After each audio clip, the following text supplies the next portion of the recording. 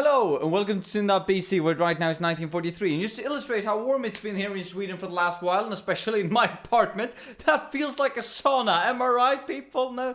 Oh, well, anyway, it's been really hot in here. And as I said, just to illustrate this, let me just show this. What I'm sharing my room with at the moment. I'm sharing it with this guy. Now, it's not just as big as it looks in proportion because it's straight to me. It's also as loud as it do look, and it's super duper loud, and I can't really get rid of it because without it it's too warm to go to sleep, and with it it's too loud to go to sleep. I know, the conundrum of the day. Am I right, people? Am I right?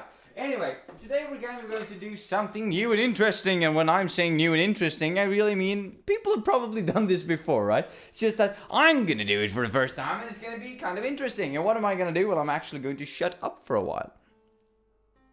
I know, it's going to be hilarious, isn't it? No, but what I'm actually focusing on is that, well, I've been talking a bit about stress. And when I'm saying a bit about stress, I'm rather meaning it's kind of being the subplot of the last 4 weeks or something like that, right? Over the last month, because, well, it's graduation, it's the end of the semester, yada, yada, yada. There's lots of stress in the air, especially relating to these different events that are happening. You know, the last exam, as I said, the graduation, the thesis hand-in, the thesis presentation, defense, offense, all of these different things.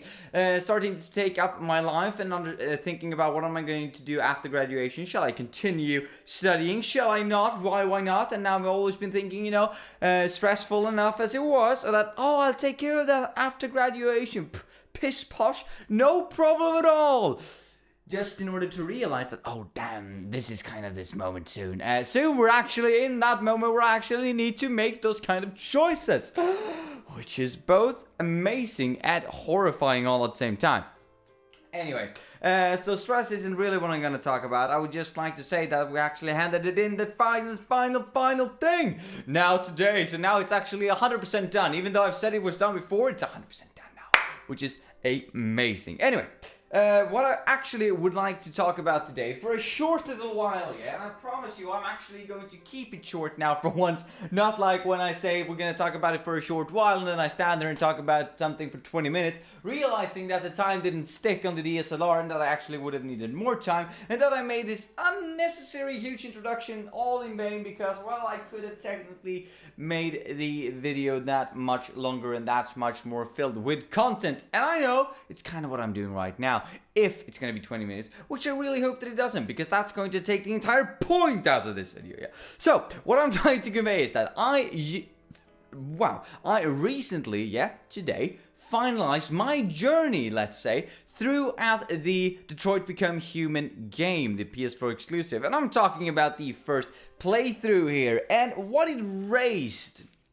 What manners of questions it raised the game. I was kind of talking about them yesterday as well, but they're becoming so much more apparent, aware, and up in your face in the end of the game. It's crazy, really, how much of these what is seen as symbolism in the first half of the game is becoming like story points up here in your face when you play the end of the game, and you're like, I kind of thought it was gonna go this direction, but it's very nice that you told me it was going this direction if I did not know from the beginning. Anyway, so what I'm really taking up is, well, more than all of the points that I was taking up yesterday, they're taking up this existential crisis of, well, two things actually. Taking up the existential crisis of what is it to be human, which is rather obvious from the title, you know, Detroit Become Human. What is it actually being human? What counts as being human? They're androids and stuff like that. But when is this indistinguishable amount of consciousness being created? And if it's indistinguishable consciousness, then can we really tell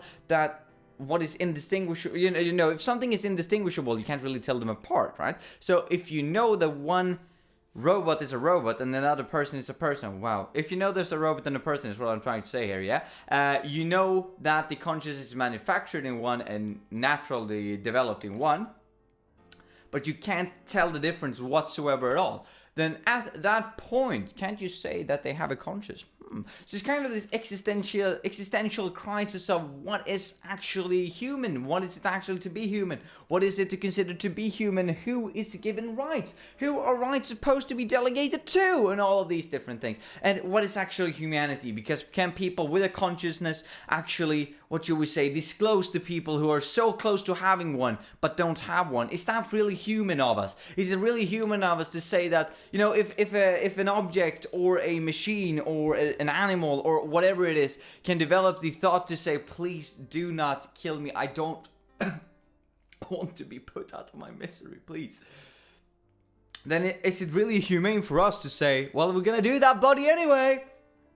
Can you really say that someone is human then? So they're also taking up the side of, is humans really more human than the androids? Or can the androids be more human than the actual humans? Which is amazing. They're also taking up a bit about politics, the back and forth, and how we utilize media, fake news, skewing things in different perspectives of media, and all of these things that I tend to enjoy a hell of a lot, yeah. But most people are probably gonna think like, oh, not this again, it's a game, please just let me be. But I think that's hilarious and awesome. Not hilarious, but it's more like, it's very interesting. Creates a bit of an intrigue there, now doesn't it? However, that's the first thing, the existential crisis of what is it actually to be human. The second thing is, if you reach a point where there is another form of life form, highly intelligent life form, as humans, that we encounter, then we need to actually share the space with them. And they kind of displayed it through the playthrough that I went through. So let's say the story that I was told or was created for me. We kind of follow the idea of, well, it will probably be war and misery before it becomes good. Right? Which is unfortunate. I wouldn't have liked that to be the case, but that was the case in the playthrough that I experienced. However, I've seen, or heard rather, that there are other experiences as well where this doesn't happen. Which I think is brilliant, because I think that, well, depending on how we go about this, what you would say, this act, this choice, these options, it should be developing in different ways. Which in my opinion is really good, because, well, it's kind of sad if no matter how you actually interact with the events, it's always going to be ending up in war. But they were kind of taking up this idea that if we encounter another different life form or intelligent life form that we actually recognize as a life form, then how do we as humans go about sharing our space on this lovely planet that we have? Again, these events led to war, which led to misery, which then led to prosperity. I guess they don't really explicitly tell you, but I would assume that we kind of come to some form of agreement. Anyway, something else that's kind of interesting, and mild spoiler warning, yeah, about the games. You can probably turn off the video now, because it's probably going to be a bit short and not that much more to discuss. So 3, 2, 1, yeah. There is kind of a subplot going through in behind the scenes in the gaming world, where there is this tension between Russia and the US. Yeah, and it's kind of amazing to see that media is covering this all of the time in the game, up until the point where the androids are actually starting to rise up. Which, in a way, I guess, because, or rather, let me paint the full picture. So, Russia and the US are about to go into a third world war. Or at least that's how the media paints it, right? The media is saying that we've never been this close to a third world war. There is US submarines going, disappearing. There are Russian flagships getting destroyed. It's an absolute political nightmare and a hellish landscape that can breathe war into it with a matter of days or hours even. And then, when this act of terrorism, this act of terror occurs with these, robots or these androids, that is a lot less impactful than a third world war, but it's much closer to the physical area they're in by proximity of distance. The media just snaps, it just shifts, yeah, and all of the focus is put on the androids, yeah, because that's closer in proximity. People will probably care more about that, will probably like to read more about that. People are probably tired about the media picture of a third world war, because it seems like it had been going for a while, which is ludicrous in all manners of ways, but still it's how I view media as well. That if it is something that is really important, but people just feel like, oh, it's been important for a while, I don't want to talk about it. What's new? What's new? What's new and fresh? What's new and fresh? People want to read that instead, which is unfortunate and really well displayed in the game. Anyway, so when it comes to this idea that we're supposed to, you can go about this, this media changing 2 different ways, I guess. The first way is saying that, well, there is about to be a third world war, and that's still occurring. However, we're changing the focus towards the androids in the media picture that is displayed, so the subplot of the game kind of changes. Or rather, the subcontext of the game rather changes. To fit the narrative of what's happening. You can say that, right? So that the third world war things and issues are still going on. Or, and this is what I think is more interesting when we discuss this kind of interpretation of the game, this interpretation of how do we actually share our living space, and we as humans, how do we interact, especially with us and the people and things we think are alien to us, is that we can also view it as that the conflict between Russia and the US is disappearing when this new android threat is developing. Which would be, in my opinion, the more interesting approach, which would be a bit nicer on the in-game media as well, because that would mean that they didn't just drop the Third World War things, they actually focused on what is the current most prominent and definite threat, because that was dropped. And if that is the case, that would try to say that, well, the US and Russia is probably just at war with each other because they seem alien towards each other, yeah? Different languages, different sides of the earth, so on and so forth. However, when something new that is even more alien comes into contact with the, with us human species as a whole, then that is so much more alien to us than the differences we have amongst each other and different nations, different races, whatever, what you have it, right? So that becomes the dominant issue, the dominant threat, the the combined effort to fight towards instead.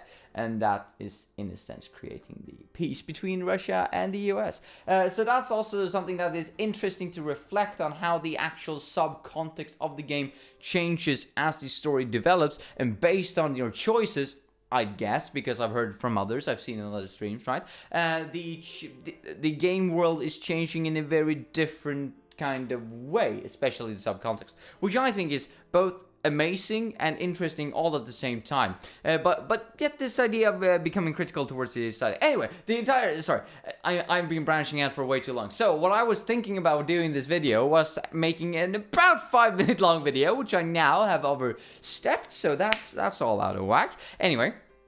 But that's just the nature of the raw footage, yeah? The raw format. That, you're going in without a script. That's funny in some manner of ways and unfunny in others. Anyway, so what I was thinking about is that these two kind of topics, the two existential topics of what is it to actually become human, and how do we consider sharing the rest of the planet with others, and, this entire idea of alienation towards each other, where's the limit towards that, and is it in perspective, or is it in absolute, and so on and so forth, that I would like to just take a step back from this entire, filming it and putting it up on YouTube online kind of format, because some of these topics I would like to just think through in my head for a while as well, because it was a really long time ago since I actually did that fully. Even though I do that every day, it's a lot. It was a long time since I did that fully with something that was happening quite recently that I also thought could have been a good discussion for a video. Yeah? Have I been branching out too much? Have I been branching out too little? Anyway, mates, I'm probably going to cut it short here, yeah? And say that that's what I'm going to go and do now. So have a nice one, mates, and I'll see you tomorrow with another video of the topic of which I haven't really figured out. But I have like 50 different topics that I want to talk about. So it's not that I'm stopping with topics that I don't, it's not like I'm not coming up with topics to talk about, and that's the reason why I want to step away, right? It's just that I'm so bloody many, it's hard to choose from. Anyway, as said, mates, see ya, and I'll see you tomorrow.